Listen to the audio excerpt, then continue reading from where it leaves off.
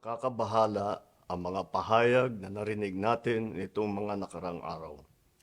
Nandyan ang walang pakundangang pagmumura at ang pagbabanta ng planong ipapatay ang ilan sa atin. Kung ganun na lang kadali ang pagplano sa pagpatay ng isang presidente, paano pa kaya ang mga pangkaraniwan na mamamayan? Yung ganyang kriminal na pagtatangka ay hindi dapat pinapalampas. Yan ay aking papalagan. As a democratic country, we need to uphold the rule of law.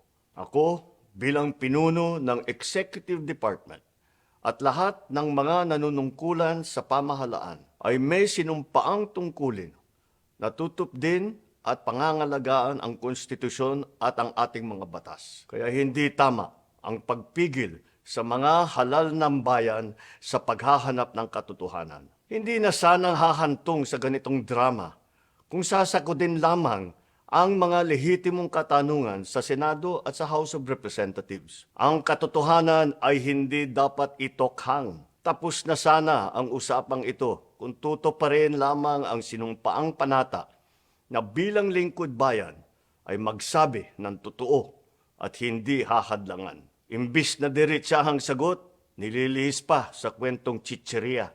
Hangad ko na matuldukan na itong mga pangyayaring ito sa parang matiwasay at magdadala sa atin sa katotohanan. 12 taon din ako nanungkulan sa magkaparehong kamara ng Kongreso.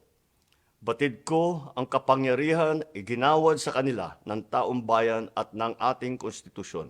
Dahil dito, iginagalang ko ang kanilang gawain bilang isang independenteng sangay ng ating republika. Kahit ang buong executive branch, lahat ng mga ahensya ay hindi nakakaligtas at parating sumasailalim sa kanilang masusing pagsusuri. Bilang isang bansa, marami tayong mga paghamon na dapat harapin at mga suliraning dapat bigyan ng lunas. Sa kabila ng mga pambabatikos, nakatuon ang aking pansin sa pamamahala.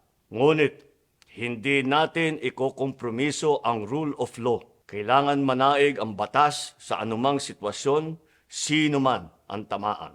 Kaya hindi ko hahayaan magtagumpay ang hangarin ng iba na hatakin ang buong bansa sa burak ng politika. Igalang natin ang proseso. Tuparin natin ang batas. Alalahanin natin ang mandato na pinagkatiwala sa atin ng milyon-milyon na Pilipino. Magtrabaho po tayo sa ikauunlad ng Republika ng Pilipinas at para matamo ang bagong Pilipinas.